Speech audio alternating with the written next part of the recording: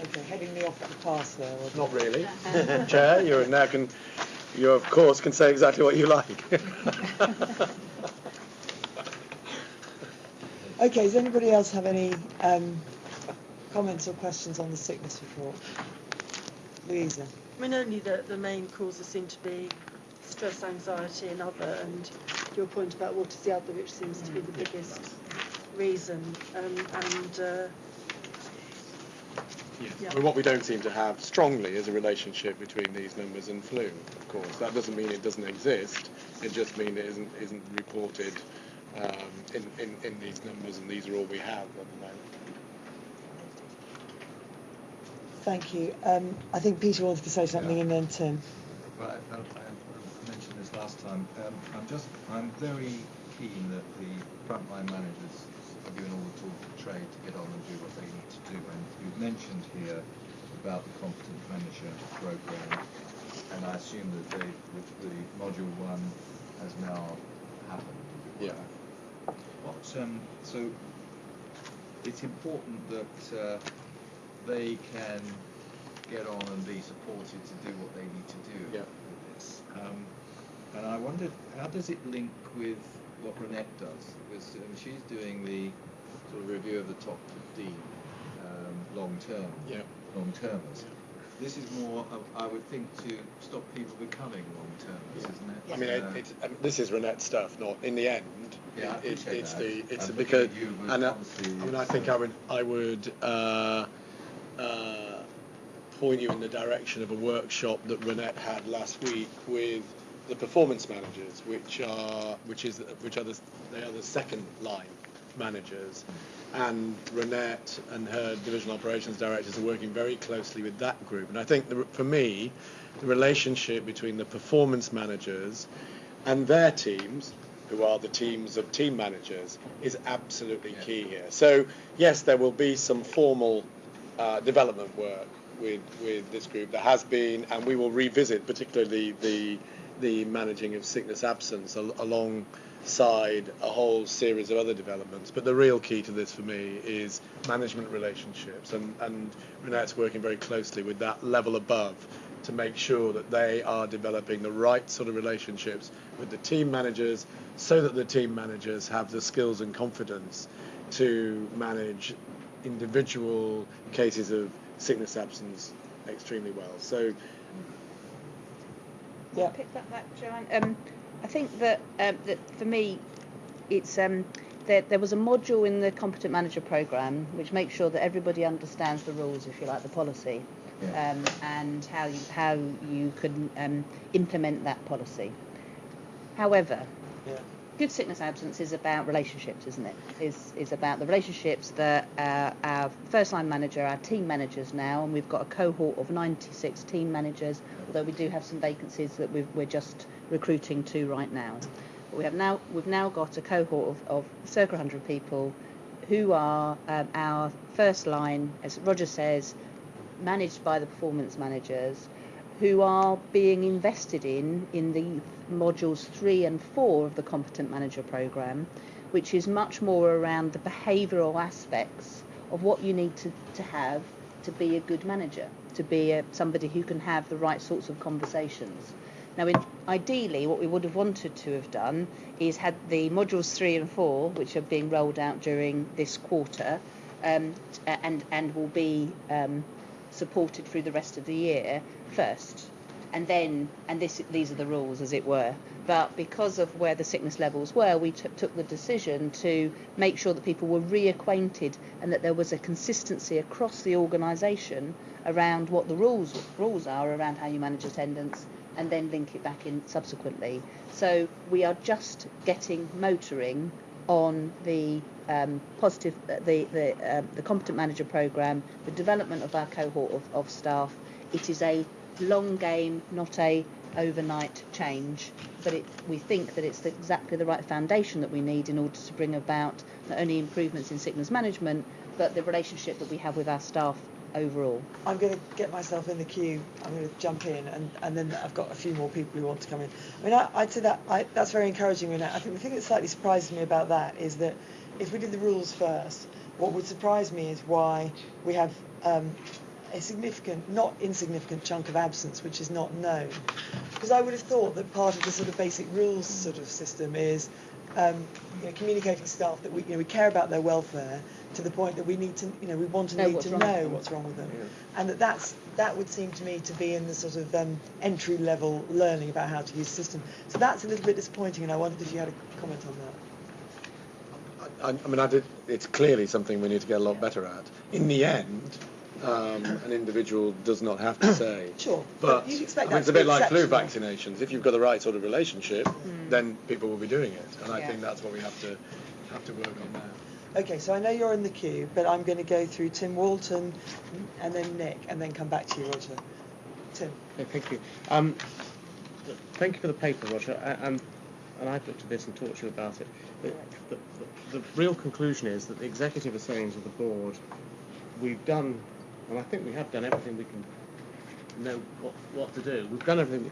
Give it a bit of time. I think that's the tenor of the paper. All I'd ask for, and encyclopedic data here. It's too easy to fall into the trap of looking at Kendal. I don't know how many people we got in Kendal, with an absence rate of 15%. We must make sure that we target our efforts on the areas where we can get most available capacity out. And it's not evident to me in this data, Roger, without crawling through it, but the appendices gives you the number of staff in post per site. Yes, it does. So it's a percentage of the total amount of capacity for that particular site. Yeah, I started trawling through it, but can we be reassured that we are really whacking the ones that have got a big prize in terms of available capacity? Yes, we need to do that.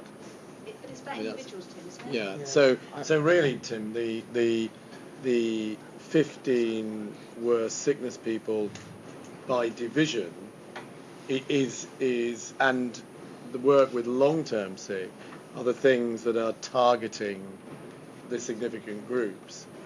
But does that give us the highest yield in terms of available capacity to provide the service?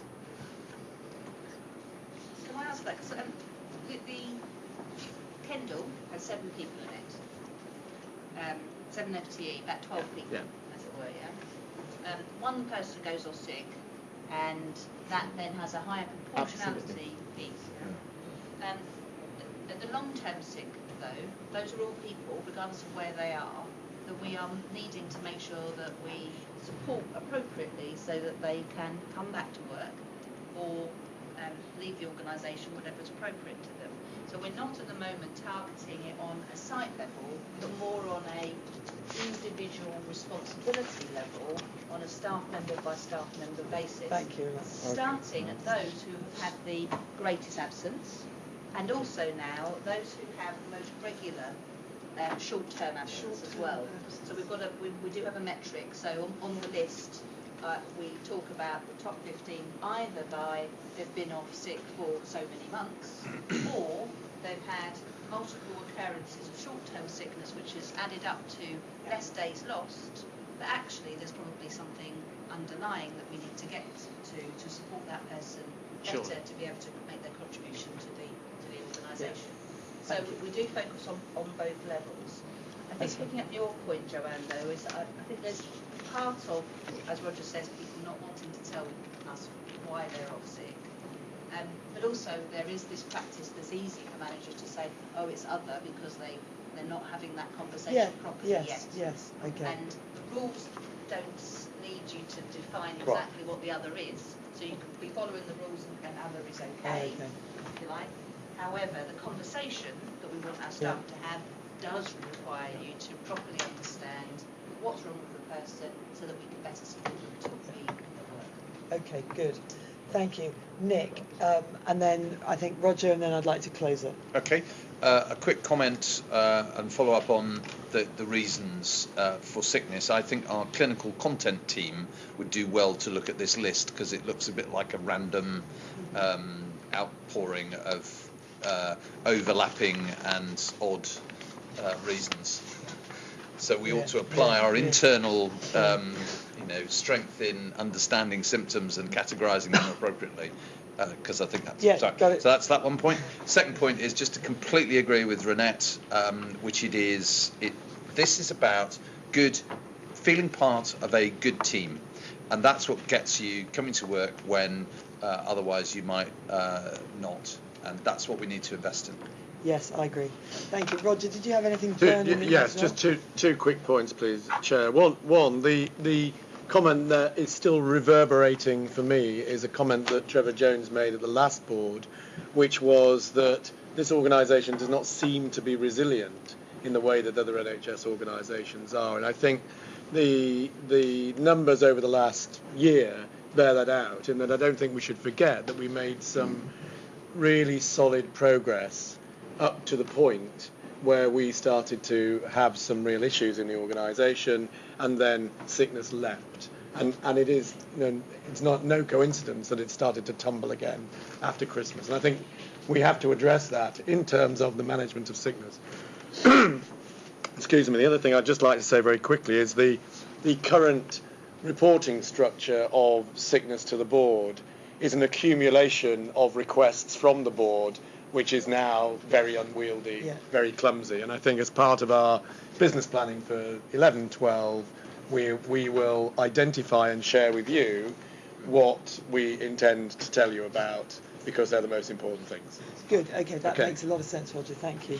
All right. So we have a couple of other quick things to look at in the performance package. One is the CRB checks report, which I think, Roger, is us kind of signing off the one-off task of CRB checking all of the relevant staff for it to be built in then to sort of business as usual. Yes. I'm going to suggest that we thank you for that, and we say well done. It's good to see it. I shall pass those thanks on to the people who deserve them most. Then, is there anything, Nick, you want to say in relation to the major programme reports, or any very burning questions from the board? No. Okay. Now we have, I think, just a quick choice to make. So we could go straight into Great Place to Work, because after all it does link quite closely with sickness, which we've just had a discussion on.